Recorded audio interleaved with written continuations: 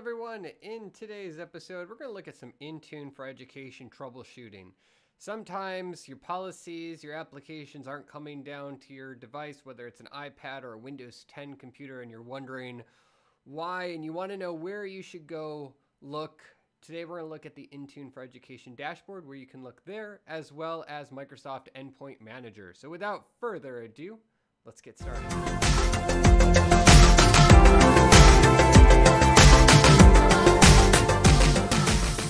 We are inside of the beautiful Intune for Education dashboard. We get there by going to intuneeducation.portal.azure.com. Once we're in there, we're going to just select our users. One of the common issues is that a user has not been assigned an Intune license. This means that they don't have in education a Microsoft 365 A1 license, a Microsoft A3 license, Microsoft 365 A5 license, some type of license, or an Intune for Education standalone license, some type of license that gives them access to Intune for Education to manage their devices, manage their policies, create an awesome user experience for them.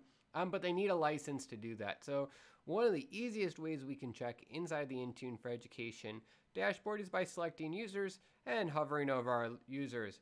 We'll see some of them. We can link right to that user. And others, we have an information icon. When we hover over that information icon, we see that the user doesn't have a license. And that's obviously why policies, applications aren't being installed for that user.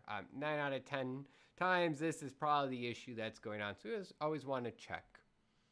In order to remedy this, there's, of course, multiple ways. You can go to the Microsoft 365 Admin Center and assign a license to individual users or a group of users. You can also do some group-based licensing within Azure Active Directory, where you get all of your users or a dynamic group of users and automatically assign them that A3 license or better, or that Intune for Education standalone license.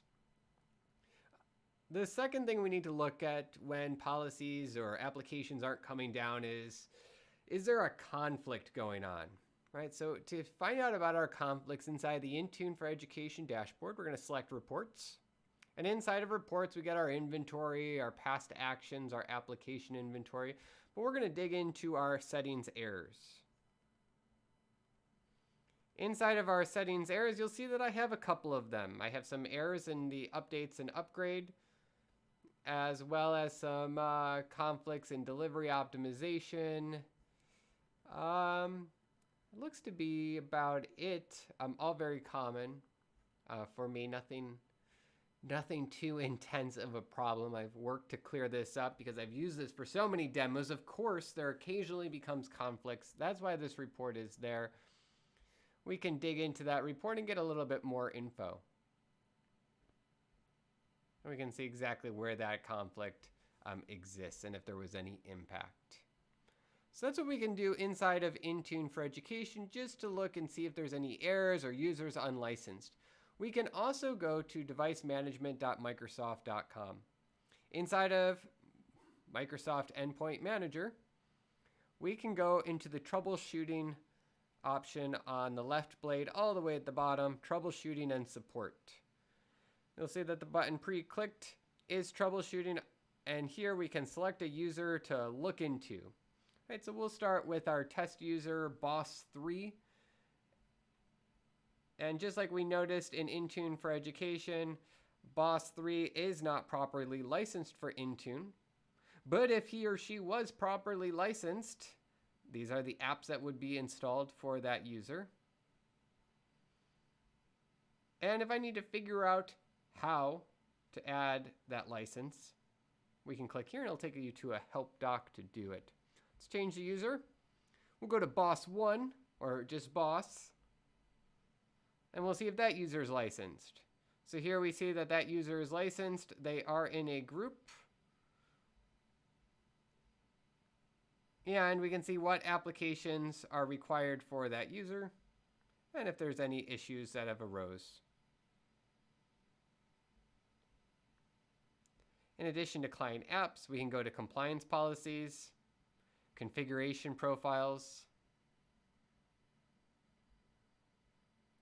app protection policies, Windows 10 update rings. And here we see our conflict before. Luckily, they're the same policy, so not really an issue there. And any enrollment restrictions. This allows us to get that quick view of what a user experience is.